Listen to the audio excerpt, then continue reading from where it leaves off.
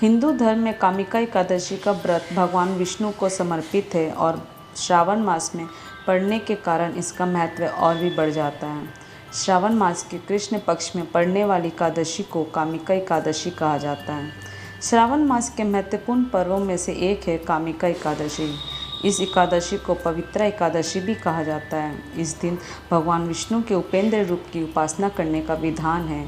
इस दिन व्रत रखने और पूजा करने से सभी पापों का नाश होता है और मनोकामनाएं पूरी होती है। इस दिन कुछ विशेष नियमों का पालन करना बहुत महत्वपूर्ण है, जिसे करने से लोगों की सभी मनोकामनाएं जल्द पूरी हो जाती हैं और जीवन में आने वाले कष्टों से छुटकारा मिलता है। इसके साथ ही घर में सुख समृद्धि का वास भी बना रहता है।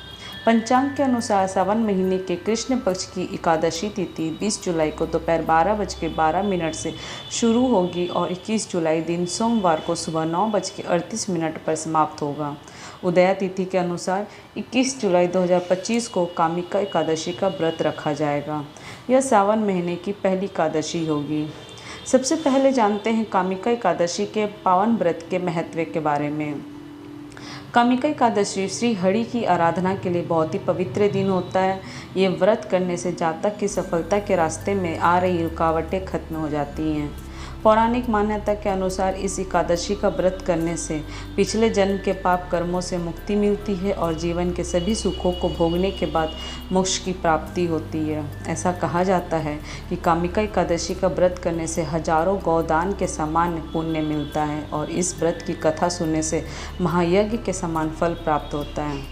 पौराणिक मान्यताएं हैं ये भी कहती हैं कि श्रावण मास में भगवान विष्णु की पूजा करने से सभी गंधर्वों और नागों की भी पूजा संपन्न हो जाती है।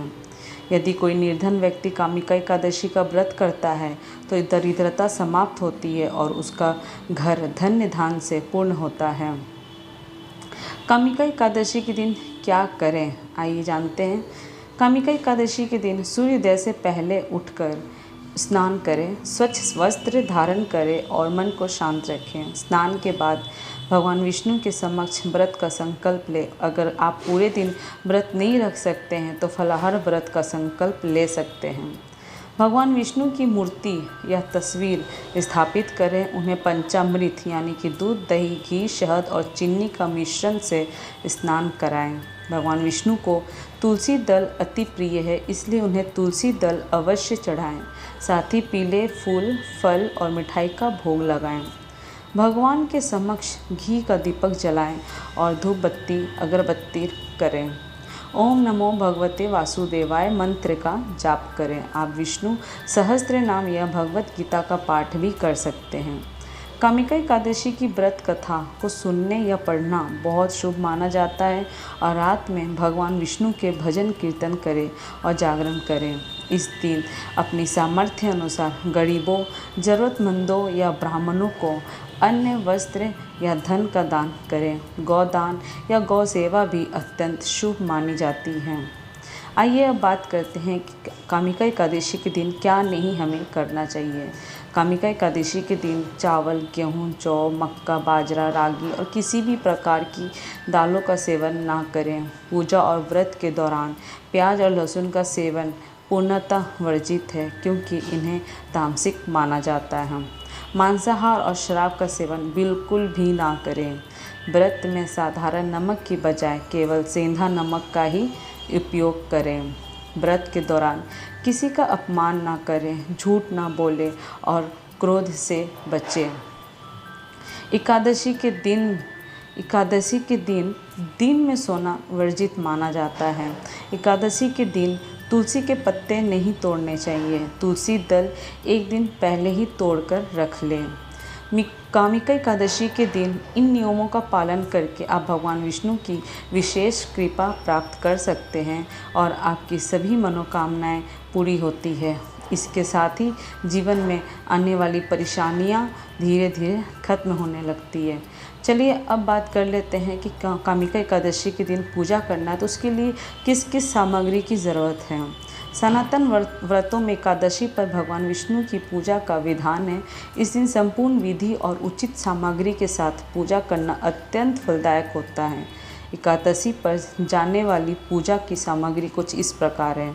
चौकी, पीला वस्त्र, गंगा जल, भगवान विष्णु की प्रतिमा, गणेश जी की प्रतिमा, अक्षत जल का पात्र, पुष्पमाला, मौली या कलावा, जनेऊ, धूप, दीप, हल्दी, कुमकुम, चंदन, अगरबत्ती, तुलसी दल, पंचामृत का सामान यानी दूध, घी, दही, शहद और मिश्री, मिष्ठान, ऋतुफल और घर में बनाया गया नैवेद्य। इस सामग्री के द्वारा एकादशी के दिन भगवान विष्णु की विधिवत पूजा की जाती है। अब बात करते हैं पूजा विधि। सबसे पहले पूजा स्थल को साफ करके इस स्थान पर एक चौकी स्थापित करें और इसे गंगा जल छिड़क कर पवित्र करें। इसके बाद चौकी पर एक पीला वस्त्र बिछाएं। इस चौकी की दाईं ओर एक दीप प्रज्वलित करें। सबसे पहले दीप प्रज्वलित इसलिए किया जाता है ताकि अग्निदेव आपकी पूजा की साक्षी बने। चौकी के सामने एक साफ आसन बिछाकर बैठ जाएं। जल पात्र से अपने बाएं हाथ से दाएं हाथ में जल लेकर दोनों हाथों को शुद्ध करें। अब स्वयं को तिलक करें। अब चौकी पर अक्षत के कुछ दाने आसन के रूप में डालें और इस पर गणेश जी को विराजित करें। इसके बाद चौकी पर भगवान विष्णु की प्रतिमा या तस्वीर को स्थापित करें। अब स्नान के रूप में एक जल पात्र से पुष्प की सहायता से जल लेकर भगवान गणेश और विष्णु जी पर छिड़कें। भगवान गणेश को हल्दी, कुमकुम, अक्षत और चंदन से तिलक करें। इसके बाद वस्त्र के रूप में उन्हें जनेऊ अर्पित करें। इसके बाद पुष्प अर्पित करके गणपति जी को नमस्कार करें।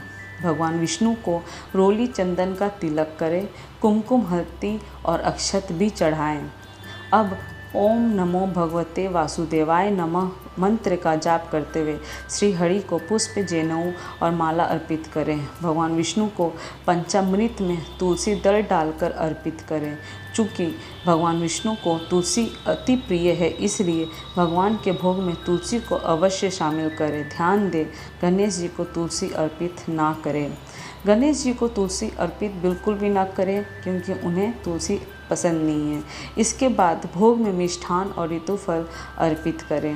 विष्णु सहस्त्र नाम या श्री हरि स्तोत्रम का पाठ करें। आप चाहें तो विष्णु सहस्त्र नाम या श्री हरि स्तोत्रम का पाठ सुन भी सकते हैं। अंत में भगवान विष्णु की आरती करें। अब सभी लोगों में भगवान को चढ़ाया गया भोग प्रसाद के रूप में वितरित करें। इस तरह आपकी एकादशी की पूजा संपन्न होगी। इस पूजा को करने से आपको भगवान विष्णु की कृपा निश्चित रूप से प्राप्त होगी। उम्मीद है ये वीडियो आपके लिए बहुत हेल्पफुल होगी। प्लीज़ कमेंट करके हमें ज़रूर बताएं। Thank you.